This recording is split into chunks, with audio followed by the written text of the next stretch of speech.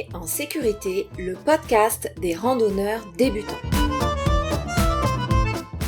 Bonjour, je m'appelle Caroline et je suis animatrice bénévole en randonnée pédestre diplômée de la Fédération française de randonnée.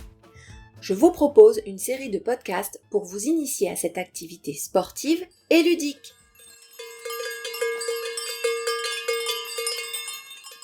Dans ce premier épisode, je vous apporte un petit coup de main pour bien choisir vos chaussures afin d'éviter les ampoules.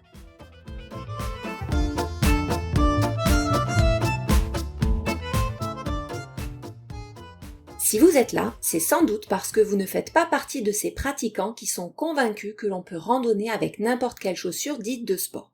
Et comme randonnée consiste essentiellement à mettre un pied devant l'autre, la meilleure manière de préparer vos randonnées pour que la pratique de ce sport reste avant tout un plaisir, c'est de prendre soin de vos pieds et de leur confort.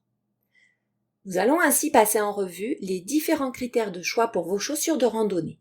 Tout d'abord, nous définirons l'environnement que vous avez choisi, puis nous nous intéresserons à la morphologie de votre pied, et enfin, nous présenterons la structure de la chaussure.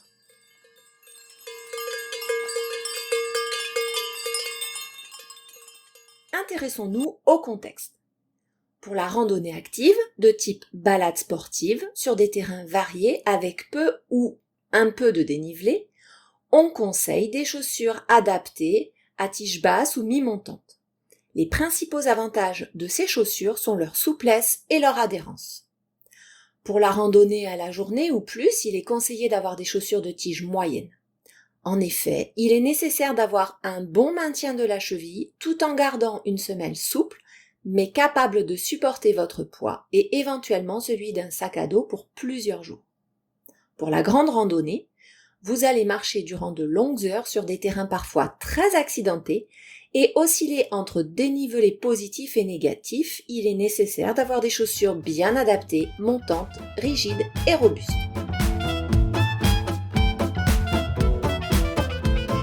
Parlons de la morphologie. Il faut choisir la bonne taille de la chaussure.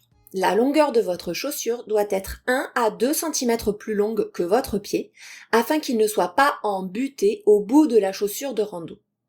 De plus, pendant l'effort, le volume de votre pied va changer. Il faut donc lui laisser de la place pour s'adapter au cours de la journée. La largeur de la chaussure doit idéalement être d'1 cm, près à peu près de la même longueur que l'avant du pied. Marquons un petit temps d'arrêt pour parler des semelles. L'inconfort ressenti avec une chaussure de randonnée au pied est 9 fois sur 10 provoqué par un mauvais soutien plantaire. Il est alors nécessaire de mettre des semelles dans vos chaussures. Pour finir, les matériaux de la chaussure. Les chaussures de marche sont généralement soit en cuir, soit en synthétique et chaque matière possède ses avantages et ses inconvénients. Le cuir est très souple, durable, car c'est un matériau résistant et imperméable naturellement. Il nécessite un entretien constant, d'une grande rigueur. Il faut le nourrir, l'hydrater et le traiter pour qu'il garde son imperméabilité naturelle. Le synthétique est une matière souple, légère, avec de réelles qualités respirantes. En effet, on parle même de membrane imper-respirante puisqu'elle empêche la goutte d'eau de pluie de traverser tout en laissant s'échapper la vapeur d'eau, c'est-à-dire votre transpiration. Mais à la longue, l'eau finit par passer. Faisons le point. Il existe de nombreux critères de choix pour vos chaussures de randonnée. Mais retenons. Choisissez la bonne hauteur de tige, basse, moyenne ou haute, en fonction du type d'escapade. Pensez à prendre une voire 2 pointures supplémentaires en considérant la largeur de votre pied. Préférez une chaussure en cuir pour sa longévité et sa robustesse ou une chaussure synthétique pour sa souplesse et sa légèreté. Je vous remercie pour votre écoute et je vous souhaite de belles randonnées.